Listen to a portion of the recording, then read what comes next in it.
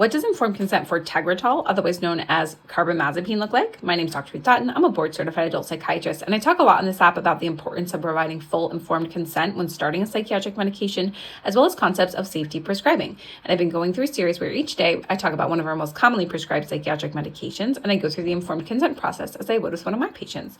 So today we're going to be talking about carbamazepine. So carbamazepine was originally developed as an anti-seizure medication, and so it's FDA approved for the treatment of epilepsy, as well as a condition called trigeminal neuralgia, where you basically have really intense neuropathic pain that randomly appears on your face. And it's also FDA approved for bipolar 1 disorder, specifically manic episodes or mixed episodes where there's both manic and depressive symptoms at the same time. However, we do also see it used off-label for a number of conditions, including maintenance therapy of bipolar disorder, meaning that they're not having an acute manic episode, but they're taking this to prevent a recurrence of an episode. It's sometimes used off-label for depression or other impulsive disorders, violence and aggression, sometimes during the alcohol withdrawal period. It additionally can be used for neuropathic pain as well as restless leg syndrome.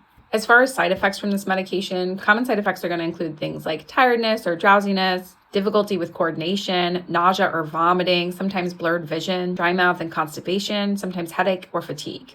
More serious adverse effects are going to include something called Stevens-Johnson syndrome, which is a really dangerous skin rash. Now, this doesn't occur very often, but if it does, it can be deadly, and so it's a medical emergency. There can also be severe blood disorders like agranulocytosis, which is when basically all of your kind of defense blood cells, the neutrophils drop, and it leaves your body defenseless and very vulnerable to infection. So we do require regular monitoring of CBCs or complete blood counts. Sometimes there can also be liver damage as well. And so in addition to the complete blood count, we also want to be checking a comprehensive metabolic panel, which looks at the liver function. There can be risk of suicidal thoughts as well as hyponatremia, so low sodium levels. Sometimes people can have palpitations, and there's also the risk of DRESS, otherwise known as multi-organ hypersensitivity. And this is a potentially lethal condition that involves multiple different organ systems, including your liver, your kidney, your heart, your lungs, and it usually presents with a fever, a rash, and swollen lymph nodes. It is also not safe for use in pregnancy due to the increased risk of neural tube defects, and it does have a lot of interactions with other medications due to the way that it's metabolized in the liver.